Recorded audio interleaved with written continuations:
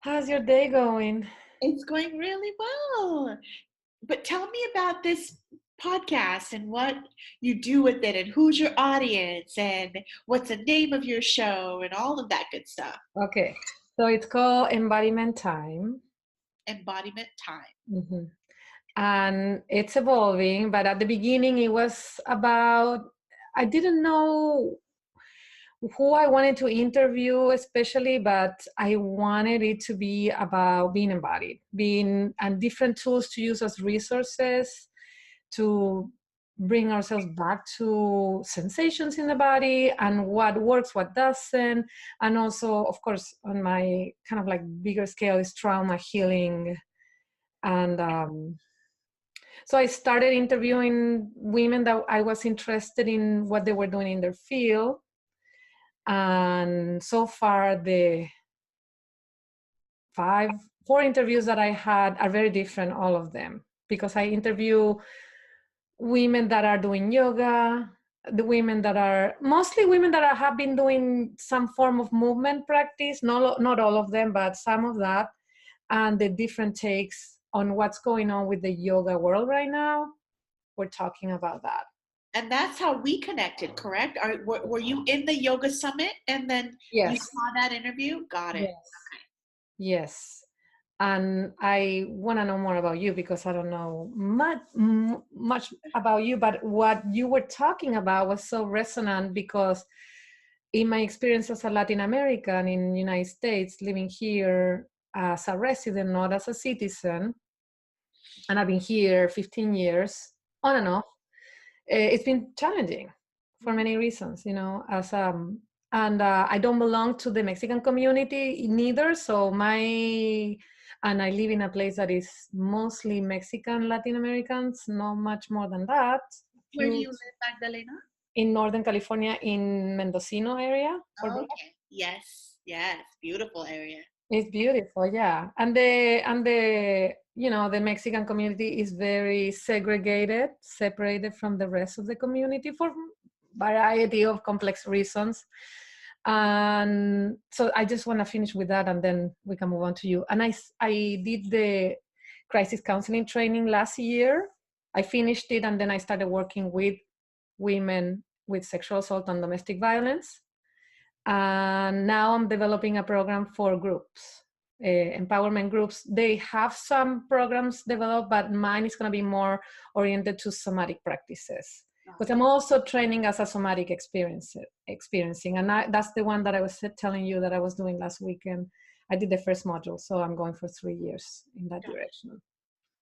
And yes, I've been working in coaching somatically with people for 10 years, a little bit longer than that, yeah. So that's my take, and definitely I want to be a voice for Latin Americans that are immigrating to the United States or other countries where their prominence is white, and my skin is white, but my race is is Latin American, and I'm white now, but sometimes I'm not white enough or whatever. It's complex. I get it. Yes. Oh, I have so much compassion for what you're saying and all that you're navigating. And I honor the work that you're doing because it's needed. We need this.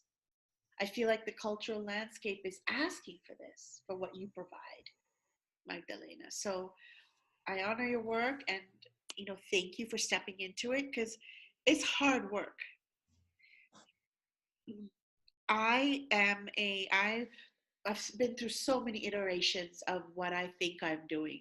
I don't know anymore who I am, what I'm doing sometimes. But right now, what I'm calling myself is a leadership consultant for specifically for Black, Indigenous women of color, who I feel are some of the most marginalized people in our society, um, who are constantly being talked about, have been referred to as the voiceless, who are being vilified on our political stage, um, right now and for a long time, and who are often dying on our streets. Women who have a lot to say right now, but are speaking up, but not always being heard. And my work is to help center her voice and her messaging her narrative is strong right now, and it's all about helping, strengthen her, give her the skills that she needs first to be unapologetically who she is, and then help her develop a really clear, succinct message that she can then deliver to the world, and help her choose the right platform for her, whether that be TEDx or a women's conference or speaking on an interview like this or radio, whatever that is for her, to amplify her voice and her message. And I love what I do, Magdalena. There's so much richness and purpose behind it. And it's my work is growing exponentially. I have so many women in my group program right now called Pick Your Platform and Raise Your Voice. In it, this is exactly what these women are doing, developing their messaging. And what happened was, once registration closed, I found myself turning a lot of women away because the program started and they missed that registration deadline. It was breaking my heart. So I decided very intuitively just a few days ago to do another program for all those women who didn't get in and who really want to get this support and get the coaching around this. So I'm doing another program launching a month from today on April 11th. So I'm excited. Yeah, I'm thrilled to be able to do this. So beautiful. Thank you for doing this amazing work, Sonali. It's resonating so much with my journey, and I'm just excited for women to be joining you in this work. So much. Thank you. It's tailor-made for women like you and, women of color, because I felt it important to have a safe container for her to unpack and look at a lot of the internalized trauma that we're carrying from having to assimilate into this dominant culture. Yeah. That's the thing. Yes. And from watching some of our practices and rituals and ceremonies being completely co-opted and appropriated by the dominant race. And sometimes we can't be who we are and express these things in a safe way. So I created this container just for Black, Indigenous women of color, so she can feel safe about speaking to some of these issues and looking at some of these issues without having to worry about white fragility, quite honestly. That's important. And also, Magdalena, so many of the women of color like us in our online spaces, doing business online, it can pigeonhole us and kind of it's a little restrictive, because there's so much you can do on social media and online. And I was watching so many women of color giving away their wisdom and their teachings for free. And my thing is, it's time you start getting paid for what you do. Take up a little bit more space so that your audience can see you and see you for the wisdom that you embody, and the work that you're doing, so that you can start getting paid for this work. Do you know what I mean? Yeah, when I was asked from Project Sanctuary, this crisis center, if I could develop this program, and I said, I will do it, but I don't want to do it for free. I already work with you guys for free as a volunteer for counseling, and I don't want to do a program for free. And they were okay. They were clear. Yes, we should do it. I'm so glad you claimed that. I know, right? Because as women, we over-deliver and over-give, and then end the day feeling depleted and belittled and undervalued. So we have to start seeing and honoring ourselves for the wisdom of our ancestors, right? For the traditional knowledge that runs in our DNA, for the lineage that we come from. And it's important that that is honored and respected. And until we reclaim that inheritance of loss, until we reclaim those parts of ourselves that we had to leave behind, they're not going to honor that in us. So it has to start from the inside out. That's what we're working to uncover and honor and appreciate in the program that I do. That's an important part of it.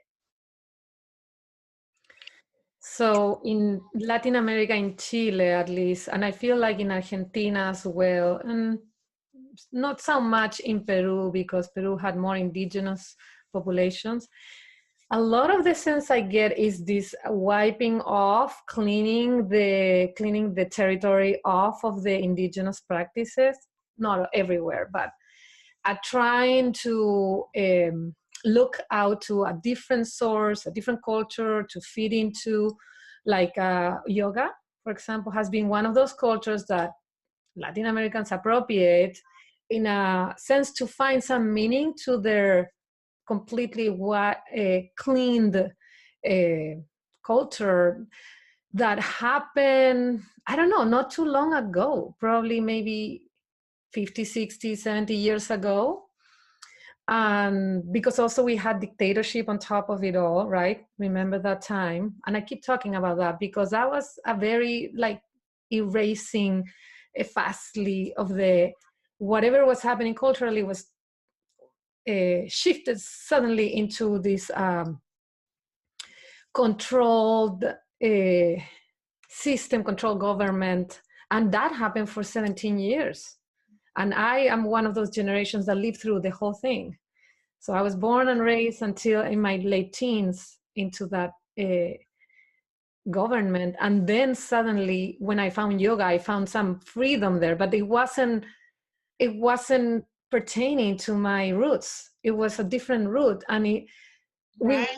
we got very confused, and I've talked about this in another podcast. We, as Chileans, we didn't know if appropriating or belonging to it, and we all wanted to go to India or somewhere so that we could keep moving away from our roots further and further and further. And at this point, it's been 20 years, 2 decades of returning back to, oh, what happened? What happened in all those years of appropriation of a different culture?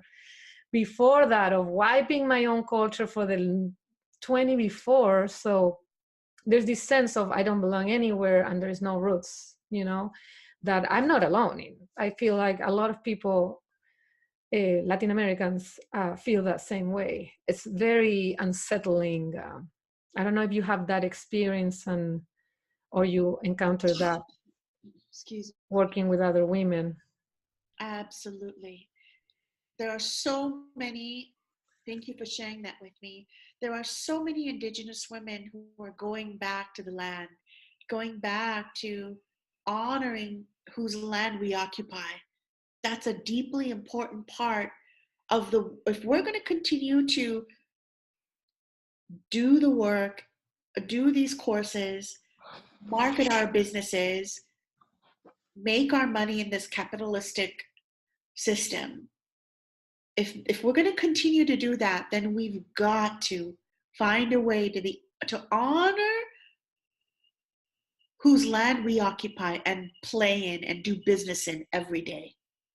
For me personally, Magdalena, what that looks like to get to the granular level is finding out the native people who were here before me. I live in Orange County, an hour south of Los Angeles, Southern California. And the Achaman people were the First Nations that was here before they were pillaged and before this land was stolen from them. So one of the ways I honor, that is I have a Native American spiritual elder of the Achaman Nation come into my program and teach us how to come back to the origins of us, how to honor the land, how to respect the people whose land we live and breathe in every day. That's an important part of it, right? Is recognizing that and then honoring those people. We can't continue to bypass and right, and just build our businesses, have this tunnel vision, and only think about our own revenue streams without first looking at these things. Do you know what I mean? Yes, I do. You have a post, I'm trying to look for it, that says justice before forgiveness. And it wasn't your post, but it was somebody else's post that resonated with you. And you want to elaborate more about Yes. resonating with that? Thank you for bringing that up, because that definitely relates to what we're talking about. This expectation, I feel, that people of color are just meant to forgive and forget, or the native people in this country are there's this unspoken expectation that we're supposed to move on already, or forgive and forget. All the pillaging and the murder and the rape and the stealing of practices and rituals and ceremonies and land that has happened by the dominant race, that hasn't been fully owned and acknowledged. So you can't expect forgiveness when those parts of ourselves, that pain, that trauma, hasn't been fully acknowledged and repaired and healed. Mm-hmm. You know what I mean?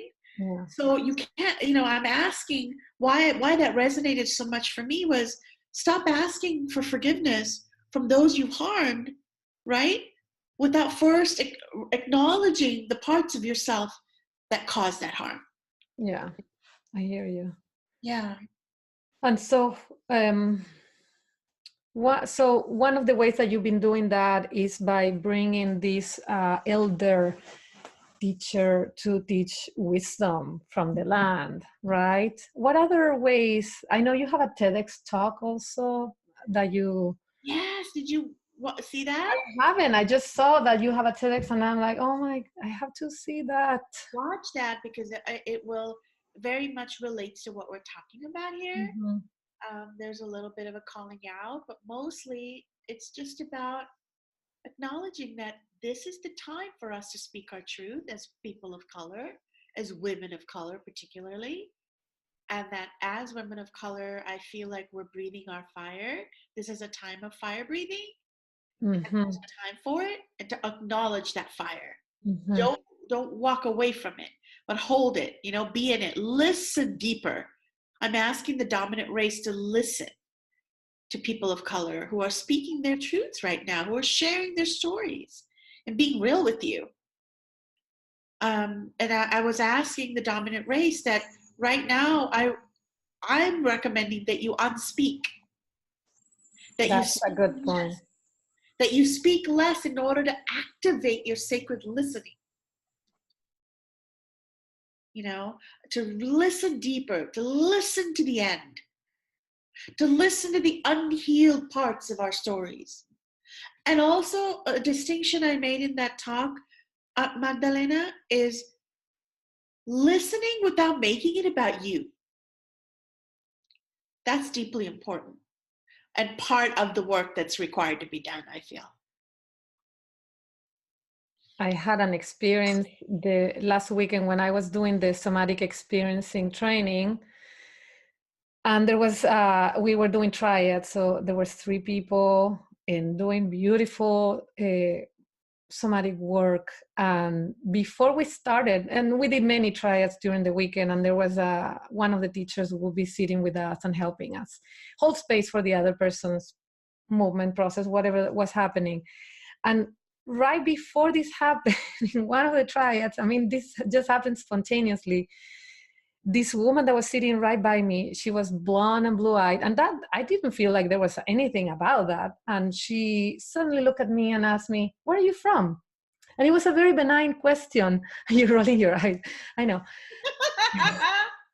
It was a very benign question. I've heard that question. How many times have you answered it? And I was like, I look at her, and we were about to the triad, and this is a very triggering question for me. She didn't know. And incredibly, I don't know if she's going to listen to this, but she's a lovely woman. She's amazing. Her work is amazing, but she didn't know this little piece about my experience with where are you from, like putting me in a box. She didn't know this was going to trigger me. And we were doing a triad that was supposed to be a resourceful triad. So we were going to work resourcefully. But then she asked me where I'm from, and I'm all triggered. So I stopped the triad and I said, you should know that this question is not appropriate for everybody. Like right now, I feel very charged by this question because I have to go deep into it and then feel into why are you asking me this? What's the reason? I mean, is there a reason you want to know me more, or what is it? Are you curious about, you want to put me in a box? What is it? And she got really triggered as well about she was very lovely. And then we ended up processing about that after the triad, obviously. And I feel like she was able to listen. And she didn't know. And she said, I travel the world. And when I go to these places and I talk to people about their identity, they're not that upset. And I say, well, it's different when you're there and talking about their culture versus when you're here and talking to people about their culture. What if I was illegal and I had to tell you that I'm from a different country, and then you keep asking me questions about my legal status? So that, I said, that's why this question is so complex right now, for many reasons, racially and all the other issues that are going on in our times, with the government that we have, etc. So anyway, I just wanted to say that I had this experience.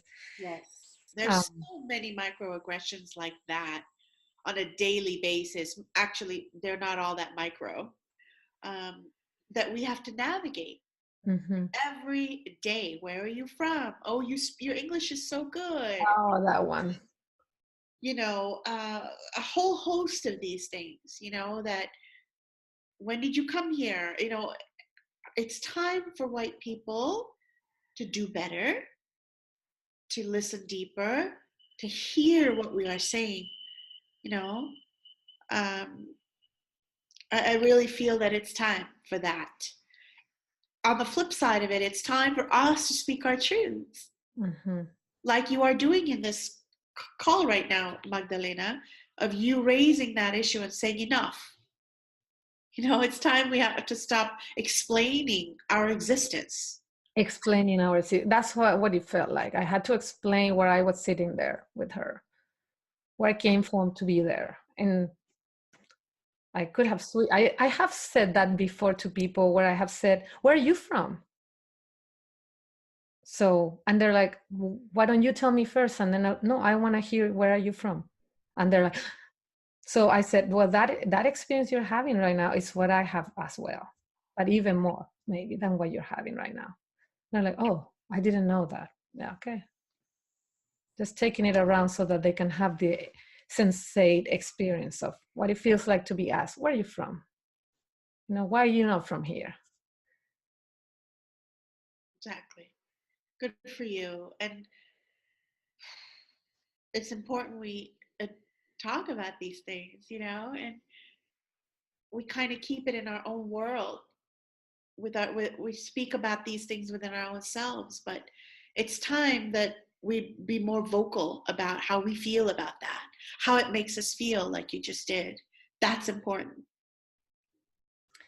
I wanted to ask you about yoga. What's your sense on the direction it's taking? You could also say a little bit of what has happened before now, and where is it taking us? Well, what's your sense? well, interesting question. And I know it's relevant in the sense because that's how you and I connected, is through that yoga, honor, don't appropriate yoga summit that Susanna Barkataki hosted or is hosting. Yeah. And I was one of the speakers. I was very upfront that I don't practice yoga because it's actually traumatizing for me. Tell me more about that. Yeah. Sure. Well, I don't want to traumatize you. So the surface part, whatever feels right. Absolutely. The reason why it's traumatic, I explained to Susanna that I had been to one yoga studio in my life. And that was the last time I've ever been in a yoga studio. That it was an entirely white space. That was very problematic.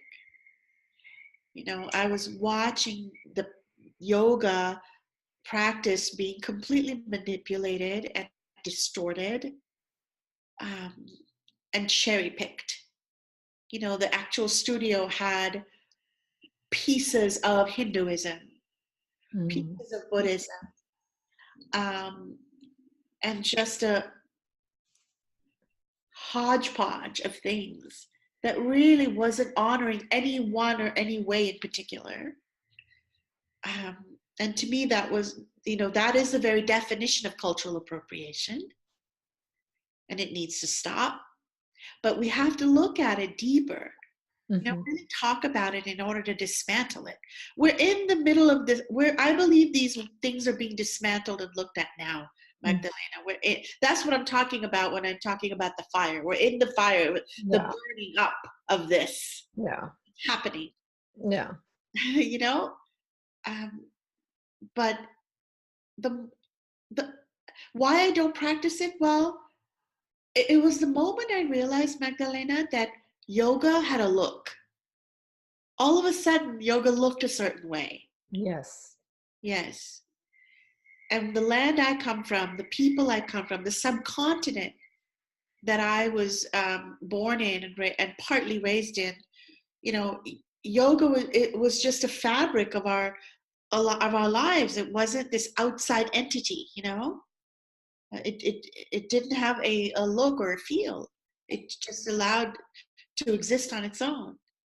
Um, so it's deeply troubling for me to watch how it's been completely commodified and whitewashed, and it doesn't look like yoga anymore. So that's all I have to say about that. It needs to be looked at. It needs to be. It's deeply problematic, and we need to keep having discussions around it. Mm-hmm. Mm-hmm. Is there anything in your memories in your past that you feel like you have integrated now in your present times, like from your growing up or the where you were raised or any of that? I'm just looking for some positive implicit in you memory of that you feel like you have integrated at this time, but then you didn't have integrated before. And I just want to feel into that What a great evolution from. question. I love that question because that's the very journey I'm on right now. Okay. Is reclaiming those parts of myself that I left behind, reclaiming my inheritance of loss, so to speak, reclaiming the origins of me. I came here at a very tender age of 12. Mm. I've been in this land in the United States for close to, what, 28 years now? Mm-hmm. A long time. That's also a long time that I haven't fully recognized and embodied and embraced my culture, the land of my people, Sri Mm. Lanka. So how that looks is it's painful to look at. It brings up a lot of heavy emotion because I see the parts, I see what I ignored in my own self in order to assimilate into this dominant construct, right? To be accepted, to be, you know, to be seen, to be Oh. heard. And now I'm coming back to unraveling all that. And that's the process I'm in right now, Mm. Magdalena. And the process a lot of the sisters of color that I work with or who are my colleagues, who are my peers, are also working through. Mm-hmm. You know? Parts of ourselves that really is where our ancestors are speaking to us. The indigenous knowledge that, you know, the language of my people that I also, you know, refuse to accept or honor. All of that, you know. Mm-hmm. And my desire is to travel back to my land this year. I haven't been back in 11 years, close Wow. to 11 years. And that in itself is painful to really look at. Mm-hmm. To place my feet on her land, just be with Mama Ocean, and yeah, and to just honor her and receive that love back into put that back into myself. Um, so I'm very much looking forward to that part of my journey, Mm-hmm. being with my people, having that skin to skin contact on a cellular level, Mm-hmm. to feel that. So I look forward to journeying back, and I trust that that journey, that return, will really inform my process and the work that I'm doing. So yes, so thank you for bringing that question forward to be looked at, because that's exactly where I am. I feel the same, in the same journey. Yeah, of coming here and not knowing how to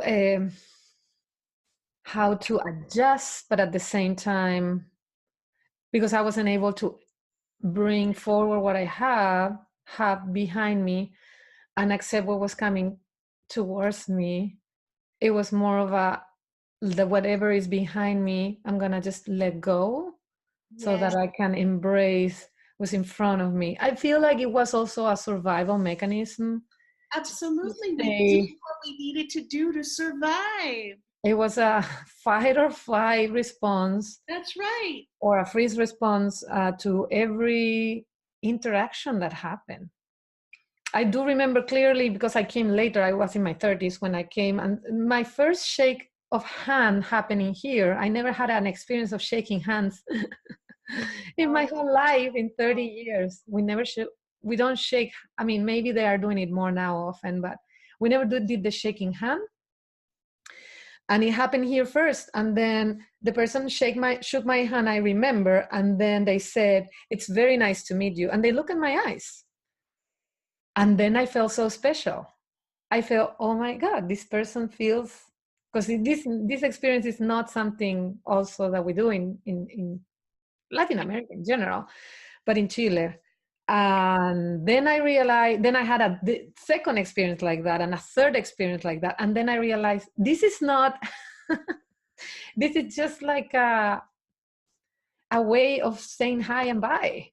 This is not a special treatment for anybody, but I had to understand. That was my first understanding. I have to get used to this. I have to get used to this is the way people relate, and that's not how I've been relating with people. And I have to let go of the way I've been doing it and embrace this right now. And there was the moment of denial, the moment of resistance, the moment of anger about it, when I would say, I don't want to shake your hand. Is it okay if I don't shake your hand? And is it okay if we don't say what we're saying right now? I had all these periods because I was older and I just didn't know how to integrate the experience. Every piece, I feel like every piece of this cultural uh, integration has been so complex and Yes. Well, even that piece alone, that shaking hand, that's so profound what you just shared, Magdalena. So beautiful and profound. You know, in my culture, traditionally, we don't shake hands either. right. We actually shake our own hand. We put our palms together and bow before you and say, Ayubowan. Ayubowan is a beautiful word. It's a way we greet people and how we leave people. And basically the translation is roughly, I wish you a long and prosperous life. Oh wow. Um, and that is not a practice I traditionally do here. And perhaps that is something I need to do when I meet people. Are you born? And allow people to ask me, instead of adjusting, you use that word adjust. Instead of adjusting to how, Yeah. you know, it's done here, is being unapologetically who we are. Mm-hmm. Coming back to that.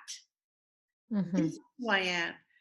This act of bowing putting my palms together and bowing my head ever so slightly to greet you, to say that I'm honored to be with you.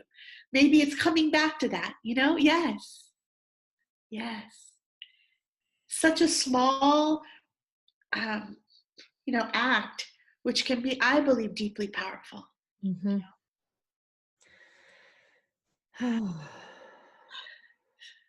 I love this. It's good to have this discussion with you, Magdalena.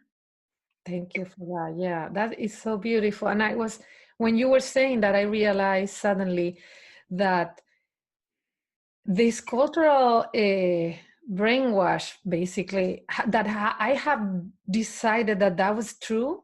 The way that people have greeted people here is what it's true, and everything else should not exist. I just realized that. I didn't just know that. I realized it just now when you were saying, oh, that's not just their way of greeting people. And perhaps even asking, how would you like to be greeted? Depends. I mean, if we're conscious enough and we're in front of somebody that is of color, perhaps, how would you like to be greeted? That's right. A hug, a touch, a hand, hands together. What That's would? such an important part of what you're sharing right there. Consent. We need to adopt a consent culture. Mhm. May I give you an embrace? Yeah. May I shake your hand? May May. I, yes. Or how would you like to be greeted? That's beautiful. I think that's compassionate. It's honoring that what works for me may not work for you, Mm-hmm. right?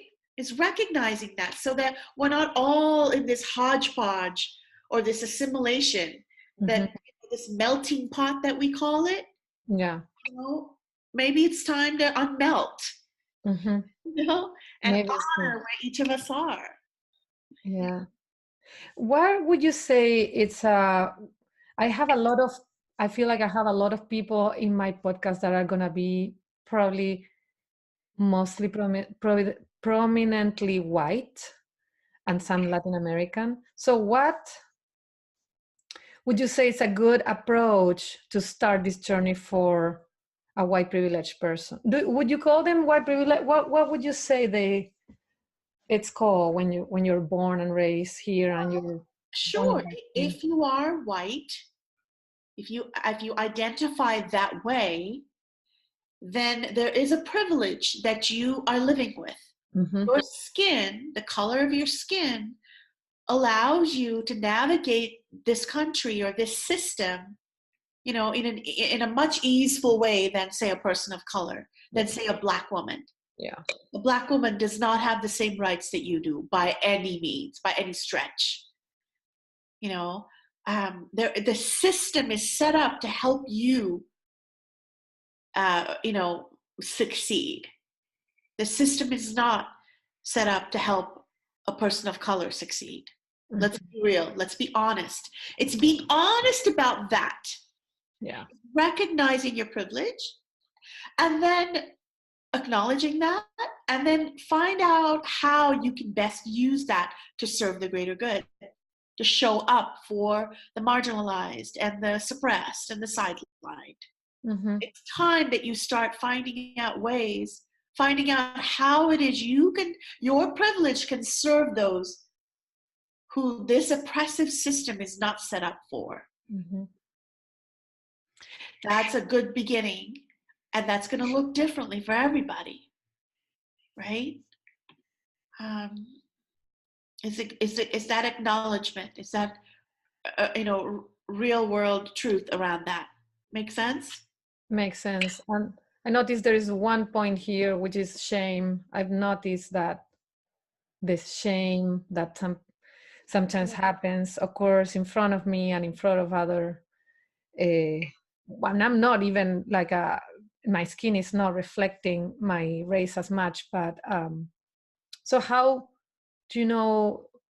I'm sure you have experience guiding other people, helping white privileged people deal with this shame, deal with the. My work, particularly Magdalena, does not involve helping Right. white people navigate that. Uh-huh. My work is to center and serve and support Yeah. Black, Indigenous women of color. And I get that. Of course, there's going to be some of that shame to be looked at. Yeah. And yeah, and that's painful in itself. I acknowledge that.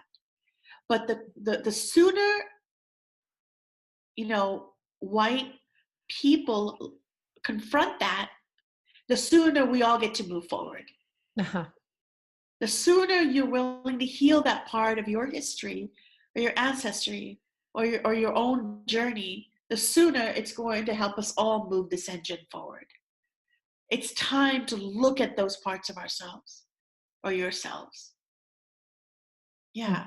So I don't know what that looks like. There's um, a lot of great anti-racism educators out there doing that work, Mhm. helping white women and men and people look at those parts of themselves without shame, but with honesty, with authenticity.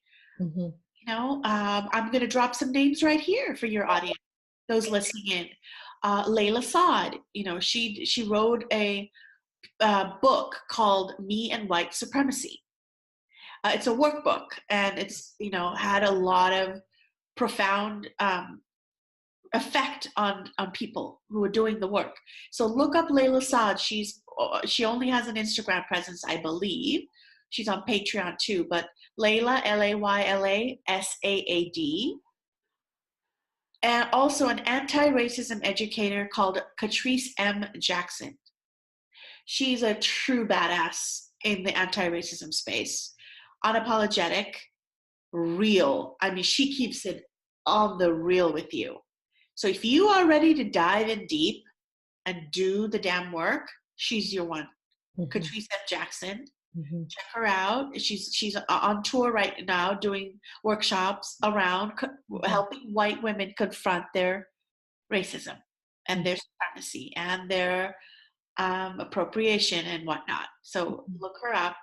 Also, some other big names: Rachel Cargle, Cargle. Check her out on Instagram. She does a lot of work at universities and online on helping confront white feminism. Mhm. Also, Rachel Ricketts, Ricketts, I believe. Rachel Ricketts, also on Instagram, helping address these issues, helping people confront their white supremacy. Mhm. So these are just some women that I know of that are in my world who I admire and who I feel are doing good work. Also, Lisa Renee Hall. Lisa Renee Hall I'm a patron of her Patreon. She offers amazing writing prompts. If you're a writer or you love to journal, and love to reflect, look up Lisa Renee Hall because she guides you through that with amazing self-reflective writing prompts. Mhm. Um, those are some of the women Okay. who are doing the work. All Black women, by the way, Yeah. who are just badass, who are keeping it on the real with you, Mhm. that I love and admire. So look them up, and if you're really serious about doing the work, these are the women that you need to look up and pay them to do Mhm. the work. That's a good thing. Yeah. Yeah. Absolutely. Yeah.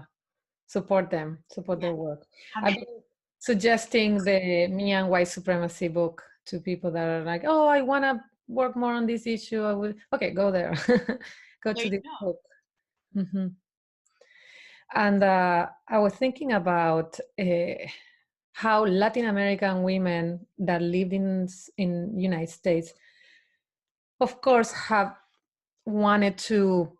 Most of them that I am aware of are very silent. Some of them, most of them are very silent right now, and some of them are more vocal. And they're also very whited. They have assimilated as much as possible this culture so that they don't have to appear Latin American. And that's another big issue that I feel like Latin American women have a lot to learn from Black women, a lot to learn because they're disempowered right now for whatever reason. And what's happening right now with the government and the wall and all that. So, what are you feel that are some of the things that could inspire Latin American women to rise to the occasion instead of keep whitening themselves, keep hiding underneath the white I see it. crowds? I You see I, that? I honor you for addressing that issue because it's very prevalent. It's very prevalent. It's very prevalent, and I know of its existence. I see it almost every day, Yeah, and it's painful to watch. yeah. Um, women who are white passing. Look up that term, white passing.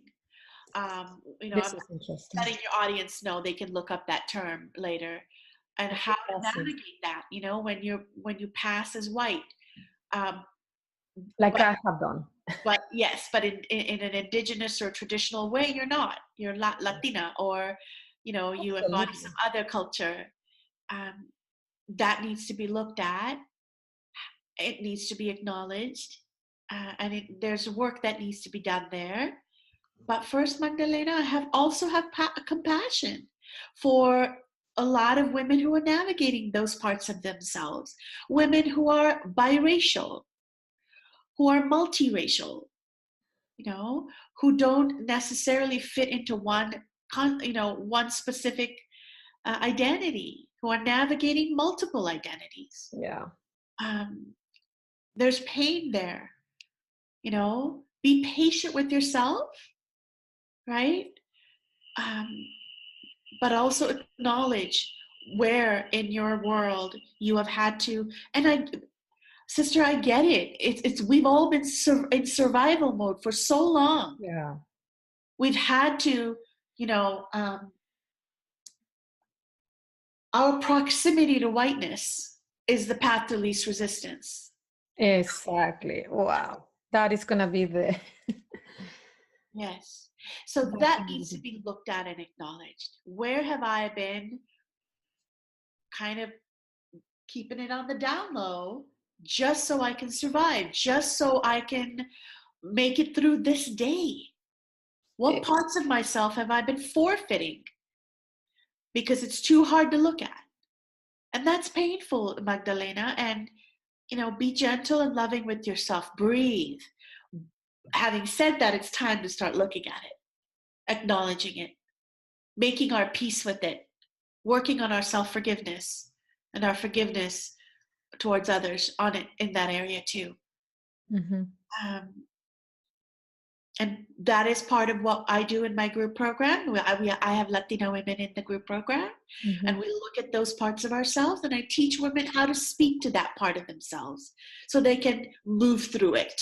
It's time to start moving through that now so that we don't keep reliving that year after year. It's time to acknowledge it and move through it. Um, yes. And I think the cultural landscape we live in is asking us to look at it. And I see a lot of silence, in that area. But I think it's time to start being vocal about that part of ourselves too. That's just my recommendation. Be more vocal. Yeah, and I haven't seen, I've been looking for more women that are Latin that are speaking in the platforms, in social media. I haven't found that many. I'm surprised I don't find them. So That's a good point. Correct. You are correct. And I believe this is a time of education and this is a time when women are working through that. I will say that I don't know if you follow Red Table Talk, that Jada Pinkett Smith. I don't follow it all that much myself because I get triggered, but I did watch the last episode because Rachel Cargill was on it. okay. In it, there is a Latina woman talking about this issue. I forget her name, but I believe she's an actress. She does address this issue that, you know, racism isn't just black and white, that it is something that Latina women have to navigate too. So it's happening. It's being addressed. What we just have to be do a better job of finding that out, of doing the research, of doing the work, holding ourselves accountable to finding out how to be better informed, Mm-hmm. and then speaking to it if it's not. And if it's not out there, then that's an indication that you might be the one that needs to address it. Mm-hmm. You know what I mean? Each of us has to do our own self-inquiry there. So I hope that helps in some way. It does, yeah. What are some of the resources that you feel that Black women have very strong that could be perhaps not imitated, but could be a first step? Because, you know, there's has been a progression from being completely silent, from being Yeah. to where we're now. Yeah. There's a lot of First of all, progression. yeah, never try to imitate a Black woman. No, But yeah, no. that's a, you know, how Black women have to navigate racism in this country is, Oof.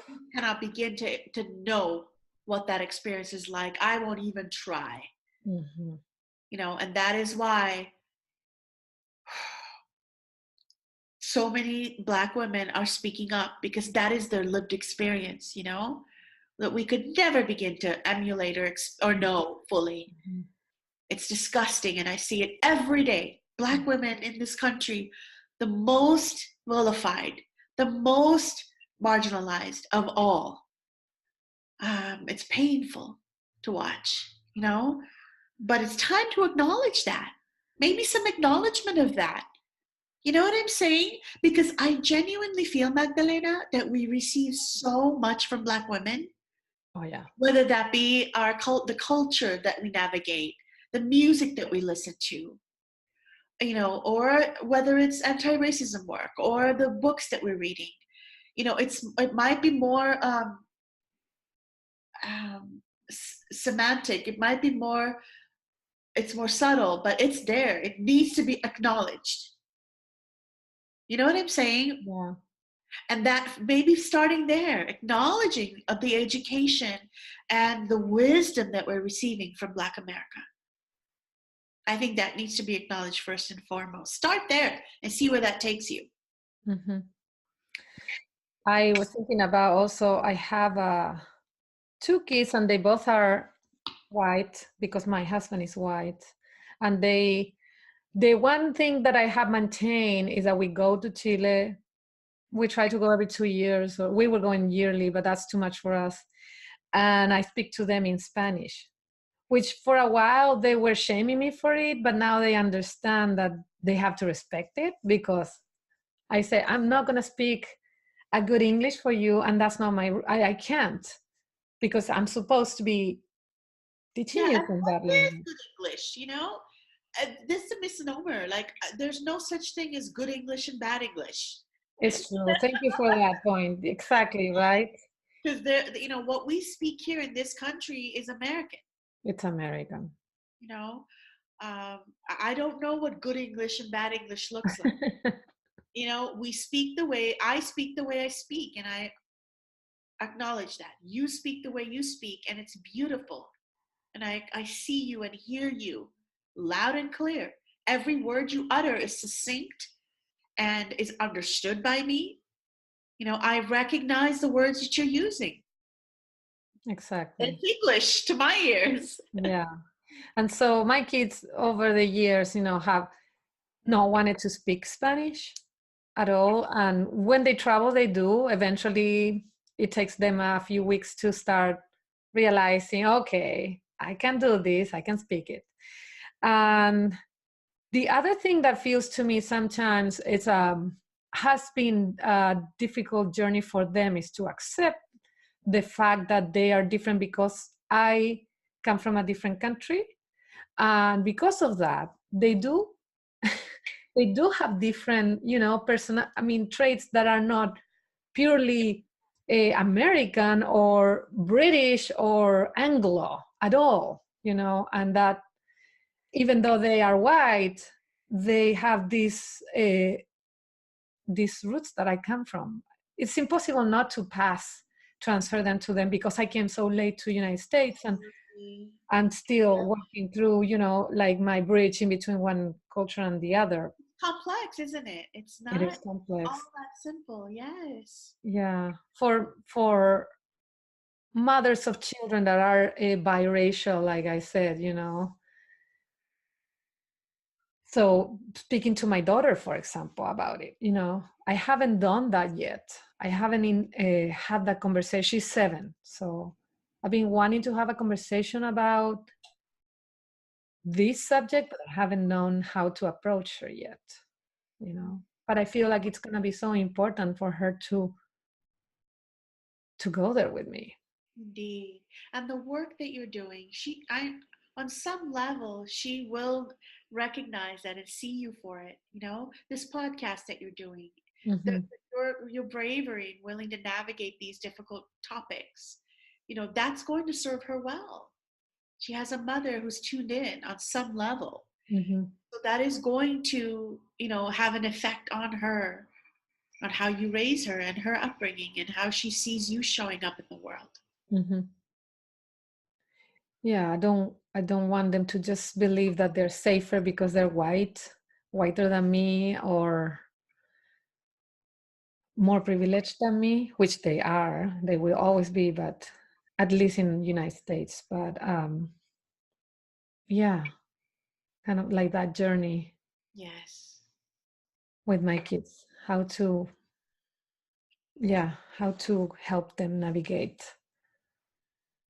this world that way. Well, I'm a single mom of a biracial child Okay. myself. All right. He chooses to identify as brown. Mm. Yes. So self identification, I think, is for me, I recognize it as an important part of the process. How do you choose to identify? He's 15, so he's well aware of the color of his skin and his background, and he has a deep, loving, sweet connection to his Sri Lankan ancestry. Wow. Yes, he's been to Sri Lanka about 3 or 4 times. He just got back about a month ago. Um, that is a big part of the process too, is allowing him to feel the land and see his people, or his mother's, ancestry. I think that's a deeply important part of it too. Wow, you made me kind of excited about that, because I remember that my kids always say to me, When are we going to Chile again? When are we going?" Because now I'm getting the sense that when they go there, they feel like they belong. Yes. Yeah, part of Oh, them feel safer there, or something about it. yes. Yeah, wow. Ooh, a lot to look at. We've been talking. We're at over the hour mark already, sister. Yeah. We've been talking such good things, such powerful things. Thank you for this conversation. Yeah, thank you for this conversation, Sonali. And what else can we? What else can you suggest for women that are transitioning into this process that you've been doing more, and that I've been also Well, recently doing? great question. Thank you for asking. Mhm. For the women of color who are listening in, um, I'm starting a new program in a month. If you want to get in there, it's very affordable and accessible. Mhm. We're going to be talking about, it's similar to what, if you like what you've heard so far, you're going to hear a lot more in this program. You're going to be with other Black and Brown and Indigenous women, navigating their deeper truths and healing some of these parts of ourselves that we haven't been looking at. And then I teach you how to formulate your message, craft a talk, and then I teach you how to take that onto a platform that's right for you, whether that's giving a TEDx talk or a keynote at a conference or sitting for a radio interview or a podcast interview. Whatever that is for you, I teach you how to do that. Wow. So yeah, I think that this is the time for it, and it's gonna sell. It's gonna fill up fast. Mhm. So if you're interested, go to sonalifiske.com Mhm. and you can find out more about how to apply as Mhm. an application process. But apply, because that's gonna help you a lot. It's going to get you there to speak to these issues that you feel are guarded, that are too close. You're holding it too close to your chest and it needs to get out. Mm-hmm. You know, if you want some support around navigating that, then this program is for you. Mm-hmm. So you can, your audience can find out more about that at sonalifiske.com. Mm-hmm. And there's a tab up called Women of Color Only. Mm-hmm. Click on that tab and it'll take you to finding out more about the program and how you can apply. And what else are you doing in these days also? Yeah, that's great. Please. Yeah. I want to get into that. Thank you for asking. I was offered my own radio show. Oh. Dash, yes, Dash Radio. You know, Snoop Dogg has his own station there. Kylie Jenner has her own station there. It's growing fast, the Dash platform. So I was offered my own show and I said yes. I'm calling it Revolutionary Voices, centering people of color on social justice issues and causes. So tune into that soon. It's going to air soon. I'm working on that. I'm also doing a lot of, I just did a TEDx talk, like you mentioned. Yes. And also doing a talk on cultural appropriation at a conference in Vancouver in a couple months.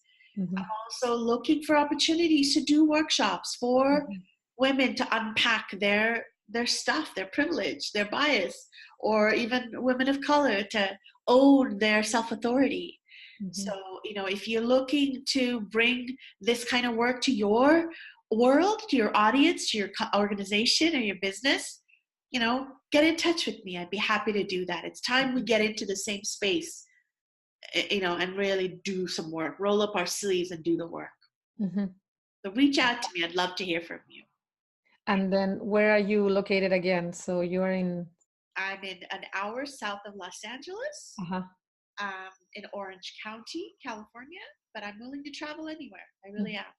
Mm-hmm. I travel a lot. I love to travel. I've been to 32 countries.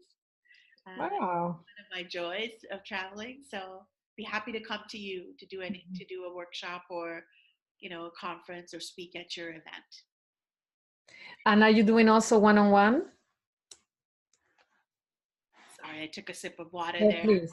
Yes, indeed, I do. Thank you for asking. Yeah, I do work one-on-one with all women identifying leaders.